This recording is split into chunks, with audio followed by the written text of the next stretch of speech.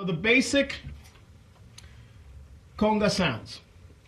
When you have a conga, you tune it up. You got it home. You've listened to the first part of the lesson. You've tuned it up. Everything is great. You're doing good. So now, like I said, C and G, right? C, G. What do? Right? Well, the first thing is you discover your drum. Well, how many sounds can I get out of the drum? Well, there's a lot. How many do you think? 2, 3? Well, there's a lot more than that. It's about 8 sounds that you can get out of a conga drum. And you might be thinking to yourself, what do you mean 8? How you get 8? It's like you got 2 hands and 1 drum. So I'll show you. You have your open tone. You have your muff tone, which deadens the sound. You have your open slap.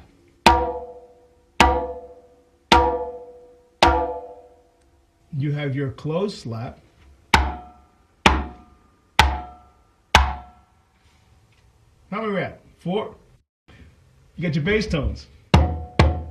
Right in the center of the drum, you got a nice bass tone.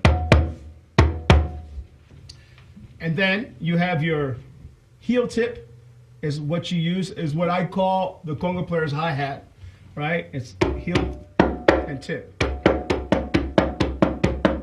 Heel, tip, heel being the palm of your hand, tip being the tip of your fingers. Heel, tip, right? And 8, harmonic. There's a harmonic in every drum, right? So there you go. You got 8 sounds out of 1 drum. So how do you put them together? Well, there you go. It's first thing you got to do before you start even thinking about playing rhythms is, well, how do I get a consistent sound out of a drum? So I'm going to show you a little exercise right now that my teacher, Rolito Soto, showed me way back in the day. It's really simple and it's really effective. So it's basically we're going to work on just open tone and open slap. And what you want to do is keep your hand position. So if you're a drummer and you have your sticks and you have your like hand sticking, you're right here, right? So you've got your totally relaxed from your shoulders, your elbows are down close to your body, and you have your sticks, right? Well, guess what? Open your hands. You got your same position. It's exactly the same thing. You want to be totally relaxed from your shoulders. It's a really physical instrument, just like playing drums. It's a physical instrument. You will get a workout when you play these instruments. So what you want to do is try to minimize the effort that you need to put into playing this instrument. Because if you're doing a little pop gig, okay, fine. But if you're doing like a Latin jazz gig where you're playing 1,000,000 miles an hour,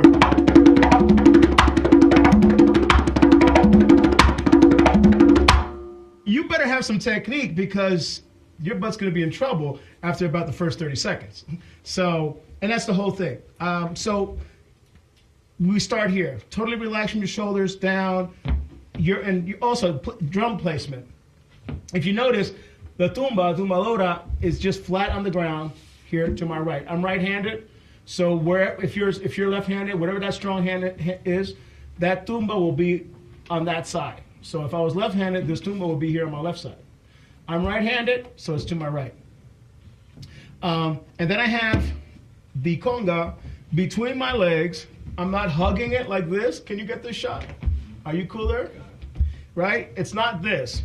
You're just kind of cradling it, and you're relaxed. Your legs are relaxed. You're not like, you're not trying to hold it so it doesn't move anything. It's going to stay there, trust me.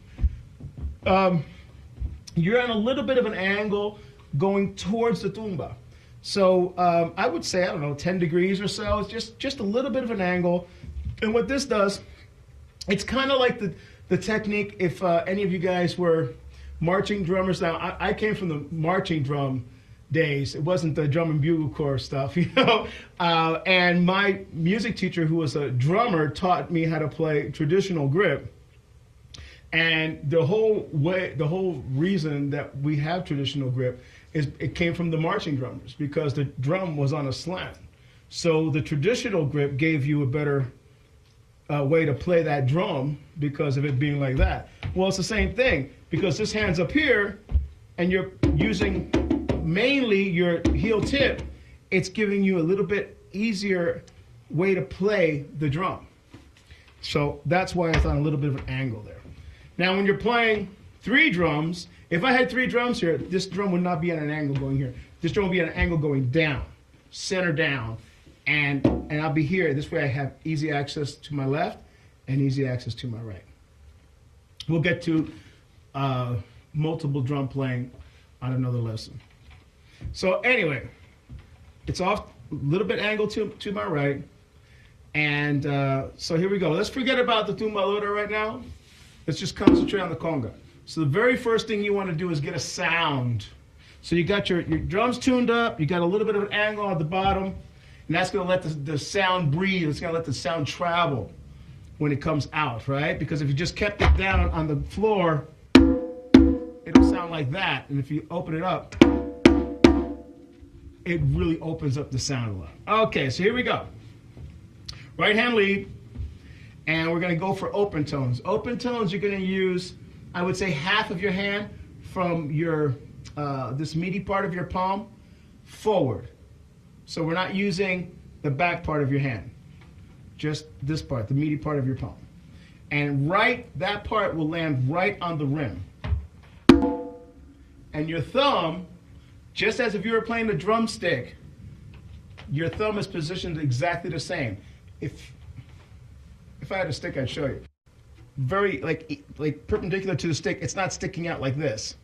That's the hard time. I'm having a hard time with that with my son right now. He's playing drums and because I keep having his thumb out like that. So I keep pushing it in. So it's the same deal. It's your same. It allows you to have more control and allows you to have more speed when your thumb is just nice and even. If it's bulging out like that, it's going to slow you down. You'll cramp up. And it just opens up a can of worms, so you don't want to do that. It's the same technique. I'm going to sit on the stick for conga playing, right? Basically, that's your hand position. You take that position, and then you're going to hit your drum, right? So that's your right hand and your left hand. What you're going for is exactly the same tone and the same volume, same sound. Everything has to be exactly the same from your right hand and your left hand.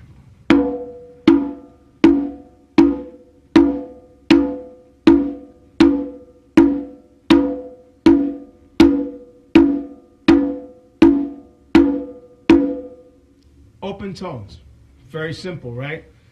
Try it.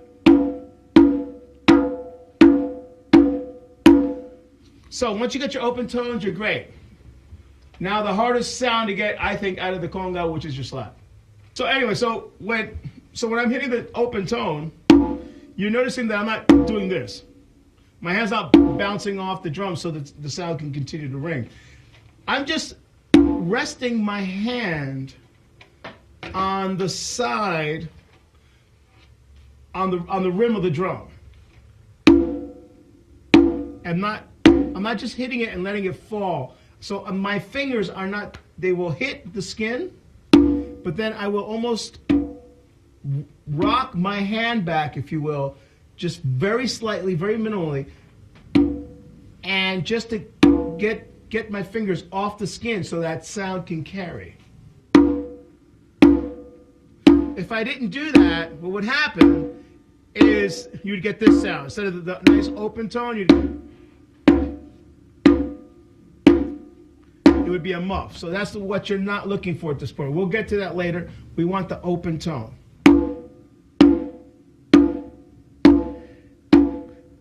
Now, when I started practicing, when I was a kid, and I started playing, I would spend hours just doing this and drive everyone in the house absolutely bonkers.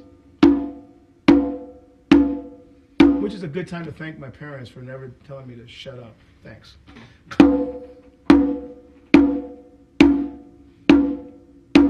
Or maybe they did. So anyway, so that's what you want to do. You want to get that.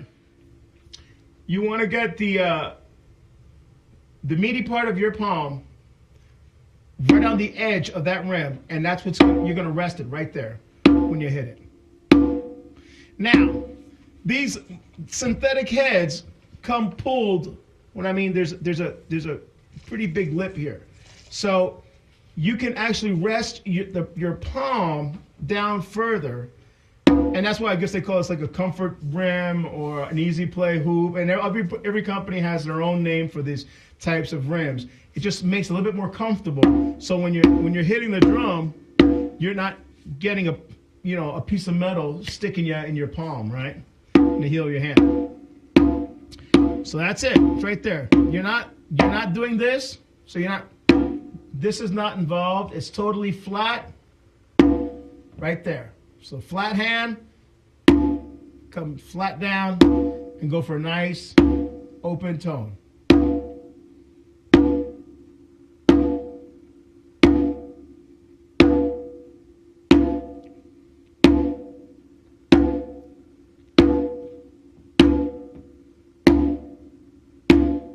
Got it? I hope so. So now, we moved on from your open tone. 6 hours have gone by. You've practiced your open tone playing. You're ready to move on to your next sound, which is the slap, open slap. So open slap. How do you get an open slap? It's pretty hard to demonstrate that on a video because everyone has everyone has a different hand shape, and some people get a slap down at the edge, some people get it up in the middle of the drum. It depends. Some people's hands are shorter, some are longer, some are thicker, some are thinner.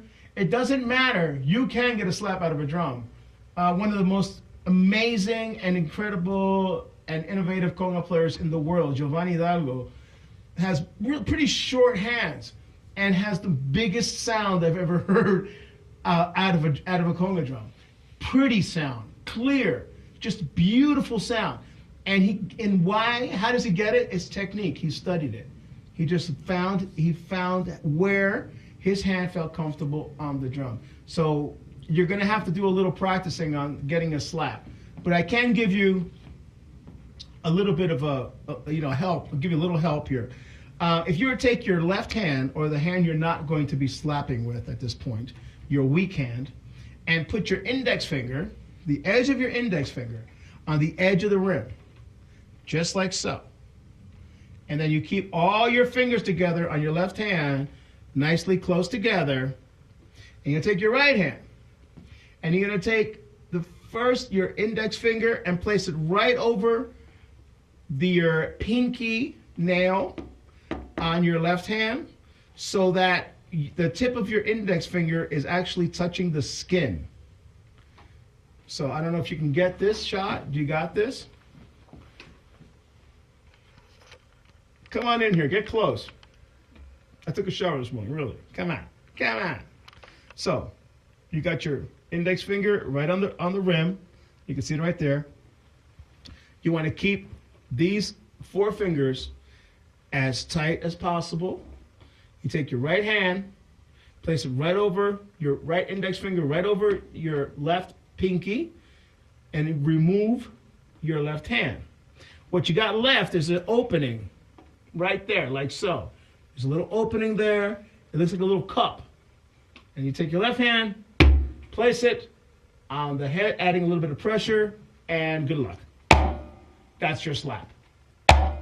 Don't be discouraged that you don't get a slap after the first time or the first 1,000th time. It's going to take a while, but just keep going. Before you know it, when you're totally relaxed, one day you're going to show up to the drum and go, and it's going, oh, there it is! And your life will never be the same. So again, left hand, left index finger right on the edge of the rim. You take your right hand, right index finger right over your left-handed pinky. Remove your left hand. Put your left hand on the drum. Apply a small amount of pressure. And now, keeping that nice cup right that you created, slap. Do the same thing with your left hand, like so. Same thing. So that gives you your slap. It's easier to get a slap when you apply a little pressure to the head. This, when you take your fingertips and hit the edge of a conga, is not a slap. It's not a slap. Don't do it. This is not a slap. So I've seen people play, and they walk around with these giant fingertips. Yeah, it's bad technique.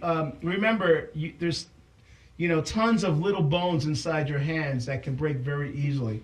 It's a real physical instrument, and it's the kind of instrument that you can get some aggression out. If you're having a bad day at work, your boss pissed you off, you can come home, turn on a Fania All-Star record and bang along with it. And by the time, you're halfway done, you feel better. But at the same time, if you're not using proper technique, you can really, really, really damage your hands, and you can really severely damage them. Not only by getting calluses in places you shouldn't be getting calluses, but you can get some tendonitis. You can get carpal tunnel syndrome. You can break the bones in your fingers. You can break a finger. I've seen guys break their thumbs. I've seen somebody break their elbow. Because you don't use the elbows to play. All right. So you got to be careful. So I'm going to try to teach you throughout this series of conga instruction on how not to do that, and how you can play safely and enjoy the instrument as much as I do. All right. So you got your open tone and you got your slap. So your very first exercise is tone, tone, slap, slap. Right, left, right, left. Okay? I'm thinking rolls. See, I want to run before I can walk. Right, right, right, right, left, right, left, right, left, left, right, left, right, left, right, left.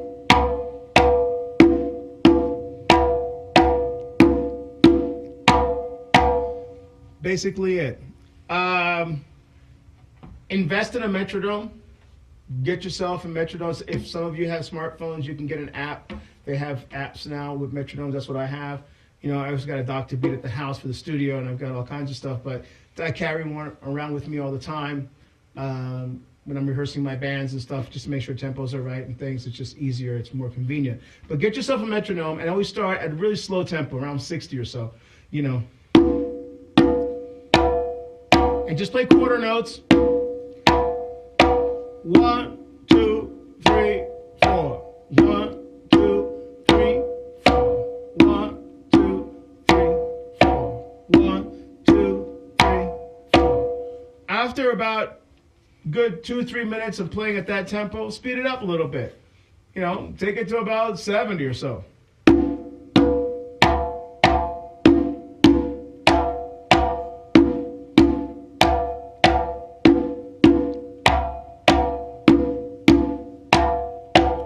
Another couple minutes, take it up. Keep going.